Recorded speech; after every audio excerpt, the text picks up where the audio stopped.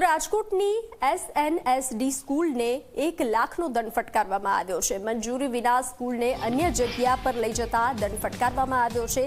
સ્થળ ફેરફારની મંજૂરી વિના જ સ્કૂલ કાલાવાડ રોડથી હરિપર ગામમાં ફેરફાર કરાઈ હતી। સ્કૂલ બંધ કરવા માટે ગાંધીનગર શિક્ષણ વિભાગમાં ભલામણ કરવામાં આવી। DOએ બનાવેલી તપાસ કમિટીમાં ખુલ્યું કે મંજૂરી વગર જ શાળાનું સ્થળાંતર કરવામાં આવ્યું હતું, તો 1 લાખનો દંડ ફટકારવામાં આવ્યો છે। વધુ વિગતો સાથે સંવાદદાતા ગૌરવ દવે જોડાઈ ચૂક્યા છે। ગૌરવ, રાજકોટની SNSD સ્કૂલને 1 લાખનો દંડ ફટકારવામાં આવ્યો છે, શું વિગત? ચોક્કસ જ બનતી રાજકોટના SNSD જે સ્કૂલ છે કે તેને જિલ્લા શિક્ષણ અધિકારી દ્વારા નોટિસ કરવામાં આવી છે અને 1 લાખ રૂપિયાનો દંડ કરવામાં આવ્યો છે। સ્કૂલ બંધ કરવા માટે થઈને ગાંધીનગર શિક્ષણ વિભાગમાં ભલામણ કરવામાં આવી હતી।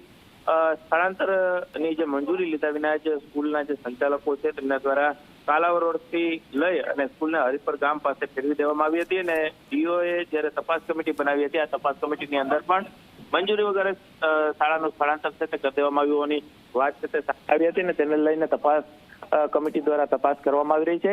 સાથે જ જે RT હેઠળ જે વિદ્યાર્થીઓ અભ્યાસ કરી રહ્યા હતા તેમને પણ સ્કૂલમાંથી અન્ય સ્કૂલની અંદર સ્થળાંતર છે તે કરી દેવામાં આવ્યું છે અને 4 જેટલા એવા વિદ્યાર્થીઓ જે રાખવામાં આવ્યા છે કે જે માત્ર મંજૂરી પૂરતા તેમને એડમિશન છે તે આપવામાં આવ્યા છે। સરકાર દ્વારા આ સ્કૂલની મંજૂરી રદ કરવામાં આવે તો આ જે RTના જે 4 જેટલા વિદ્યાર્થીઓ છે તેમનું પણ સ્થળાંતર કરી દેવામાં આવે અને સ્કૂલ છે તે બંધ કરી દેવામાં આવે, પરંતુ ક્યાંક જિલ્લા શિક્ષણ અધિકારીના સમગ્ર મામલો સામે આવ્યો અને તપાસ કમિટીની અંદર જે સ્કૂલ દ્વારા મંજૂરી વગર સ્કૂલનું બિલ્ડિંગ છે તે સ્થળાંતર કરી દેવામાં આવ્યું અને તેને કારણે જ આ 1 લાખનો દંડ છે તે ફટકારવામાં આવ્યો છે। જી ગૌરવ, જાણકારી સાથે જોડાવા બદલ આભાર।